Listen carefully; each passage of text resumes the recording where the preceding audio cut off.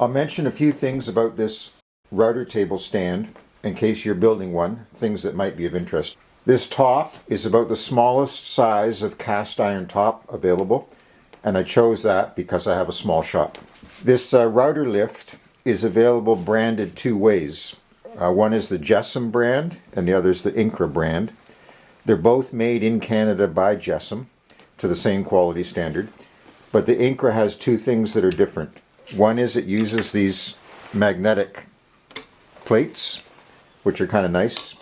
The JessEm has a plastic plate that twists in, and most important to me, locks in place with a cam screw in the corner here. Locks that into the table. Whereas the JessEm one locks in with bolts, and if you're buying the cast iron top from a different company than JessEm, the holes won't line up. When the router is raised to its maximum height, you have easy access to both of the locking nuts for bit changing. Here's the back, and you can see the Wixey sensor as well as the hoses that bring fresh air in to cool the motor so that it isn't cooled with sawdust filled air. These are the clean air input ports for cooling the motor, and you can actually feel the air being sucked in there when the motor's spinning, and all the air that goes in these will be added to the air that is sucked out the 4-inch duct at the back, so they actually increase the dust collection as well as cooling the motor with clean air free of dust. And the back with the dust hose connected. This is not an ideal arrangement for dust extraction. It would be better to have the bottom of the box sloped down and then extract out this way or perhaps this way. But I wanted to keep this area completely clear for drawers. It leaves a bit of dust in the bottom of the dust box, but that shouldn't hurt anything. I didn't like that the display was on all the time unless I pulled the power cord out. So I added this toggle switch in series with the black wire. It's rated 20 amp, so won't be any problem. This nice stainless steel bracket comes with the control box, and you can bolt it onto either side, but it didn't really work for me.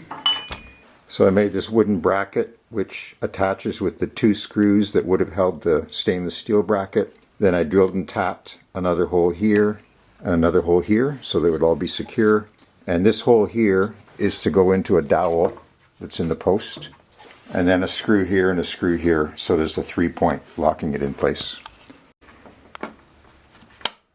I designed the stand with good toe room down here so I can work up close, not have to bend over.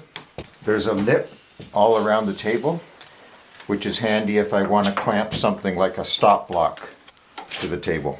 So this wheels around pretty easy on the big casters, and I've got these adjustable feet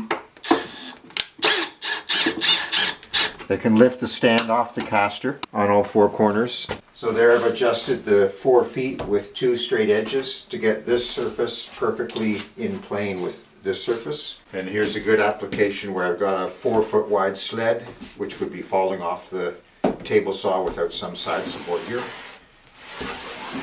Here's the router table set up as an outfeed support for the table saw. And likewise, if I have a long piece on the router table, the table saw will support it. Any accessory that I can make out of wood, I will do that rather than buy something.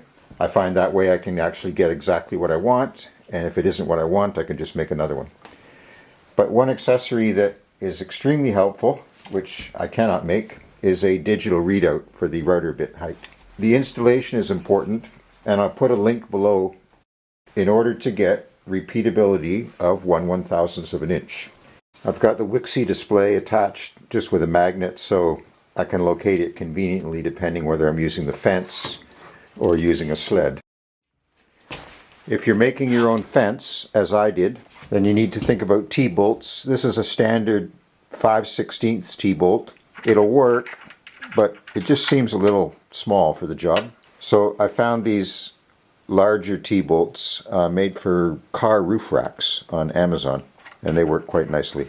I made these handles, glued in with epoxy, a threaded rod connector in there with the same thread pitch as those T-bolts, and they're comfortable to tighten up. These fence plates are adjustable so that you can avoid this kind of a problem by bringing them in close to the diameter of the bit And they're secured by bolts going into these rampa inserts. And then they lock in place with a screwdriver. Got a TTrack along the top, and it's a good idea to decide what stops you're going to use before you make the fence, because you want to get the TTrack at the right height so that it doesn't hit the table but goes down close to the table. And the TTrack supports other things like a vertical featherboard, and it has a height adjustment so you can set the pressure on the piece of wood. And why is that vertical featherboard useful? If you have a profile bit like this, and as you're routing along the wood pulls away, there's no damage done because you just come back and repeat that part. But if the wood twisted or lifted up, then that would mess up the profile and that piece of wood would be scrap. So the featherboard stops the piece of wood from lifting up. Regular featherboards from the table saw can also be used. A crosscut sled is handy.